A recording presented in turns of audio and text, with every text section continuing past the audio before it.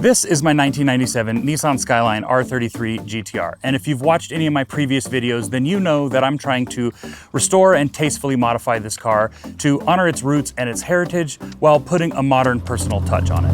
I have some big upgrades planned for this car that I'm going to be making videos on over the next few months, basically doing a video series of building this car from where it is now and to what I think is my sort of ideal street GT-R.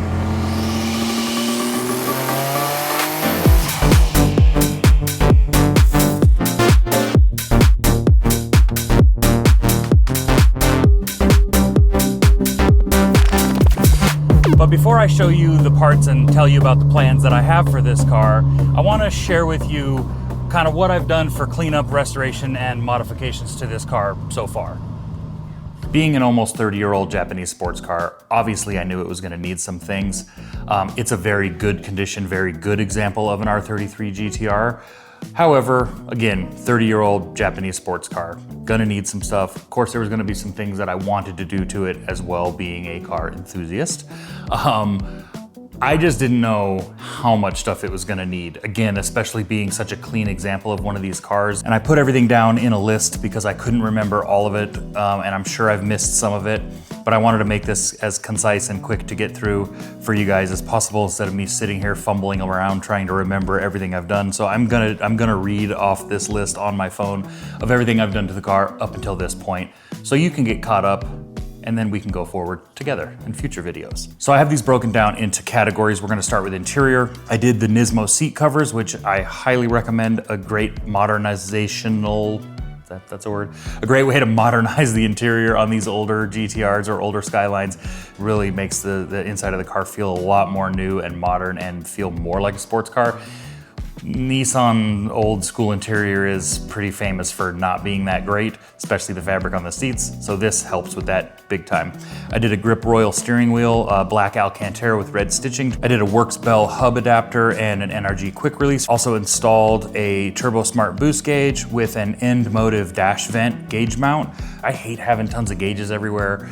I hate A-pillar gauges. I also did a Jazz Customs 3-gauge DIN mount that goes where the radio used to go. I don't really listen to radio in my sports cars. I did oil pressure, oil temp, and water temp gauges, just some vital things to keep an eye on. There will be some changes to the way I'm monitoring gauges and with some stuff coming in the future, but for now, we've got those gauges and the boost gauge to keep tabs on everything with the engine. I also did a GK Tech short shifter and the shifter springs. I also did the Nismo white shift knob. That is like quintessential to me, old school, like classic JDM Nissan shift knob is that white Nismo shift knob. And then I upgraded all the dash lights in the car and all the center console lights and everything to LED.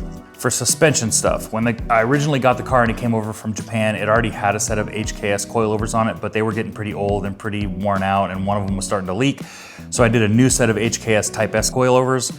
I also did GK Tech front upper adjustable camber arms with Heim joints. I did GK Tech roll center adjusters, GK Tech rear extended studs and 10mm spacers. And then I did GK Tech inner and outer tie rods with Heim joints that are also height adjustable to go along with the roll center adjusters to minimize bump steer, and the car feels absolutely fantastic to drive. I had the steering rack rebuilt by a local place here, but I ordered the OEM Nissan steering rack seals from Japan and then had the steering rack rebuilt. I did Super Pro rack bushings when I reinstalled the rebuilt rack.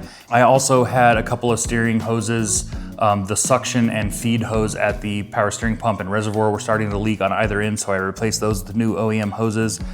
As far as drivetrain stuff goes, the front inner CV boots, both of them, on both sides were starting to leak a little bit. They were just getting old with, age and dry rotting, and they looked like they were original 30-year-old CV boots. So I replaced all the CV boots on the car with new OEM CV boot kits and grease and clamps and clips and everything. I replaced the front diff pinion seal. It was starting to weep just a little bit. I replaced all the drivetrain fluids with Redline fluid, and then I serviced the Atessa all-wheel drive pump system with Royal Purple fluid. For brakes, the car already has EBC pads and stainless steel lines on it, front and rear, but I rebuilt all 4 calipers with OEM Brembo seals and parts. The finish on the calipers was starting to come off like Brembo brakes kind of do. And so I wanted to refinish those, painted them black and then clear coated them. They've got brand new Brembo stickers on them. And then of course, you know, obviously when I put everything back together with the new calipers, I bled the system. It's got Motul 660 brake fluid in it. And then I also did a GK Tech master cylinder brace just to keep the brake booster and the master cylinder from flexing, the firewall flex when you step on the brake pedal. Just gives you a little bit more positive like brake pedal feel. I did the Basin R replica OEM V-Spec style lip. This car originally had the white painted factory lip on it, which looked good, but I like the black V-Spec lip, and the Basin R products are like damn near OEM quality. The molding on it is absolutely fantastic. It looks like a factory piece. If you would have told me it was OEM, I would think it was an OEM lip. Like, it's a really, really nicely made piece. So I did that, and I love GTRs, especially white GTRs with a black V-Spec front lip. I think that's like quintessential GTR look. I also did from Basin R as well. They do a set of urethane OEM style replica rear spats for the rear bumper. I think it just finishes out kind of the side profile with those chunky side skirts and then the V-Spec front lip. It just feels like the rear bumper needs a little bit more on the sides. I had the OEM headlights refinished and then re-clear coated. They were starting to get a little hazy, and I wanted to obviously keep them from getting any worse. And I also really want to protect these headlights because since this is a Series 3 R33, it has the factory xenon HIDs, which are very expensive if you have to replace them. And then speaking of protecting things, the rest of the car is mostly original paint. The front bumper was repainted, and then of course I painted the spats, you know, that went on the rear bumper. But I really want to make sure the paint stays in as good a shape for as long as possible. So I had full paint correction done on the car and then also had it ceramic coated. Now the long list, the engine. Obviously, like I said, if you watch some of my previous videos, you're already gonna know about some of this, but I couldn't film every single thing I did when I was going through and servicing and maintaining the car and doing some of these items. So this is the full list. Probably have some additional footage sprinkled in here too from when I was doing some of these things that I just never got around to making full videos for. I did full engine service, including new spark plugs, all new hoses and vacuum lines, all new fluids, new fuel lines and OEM fuel filter, did that custom Tarks Greddy collaboration oil filter relocation setup, did all new turbo seals and gaskets, did new OEM O2 sensors, which you're probably aware of from the misfire video. If you haven't watched that, again, go watch that video.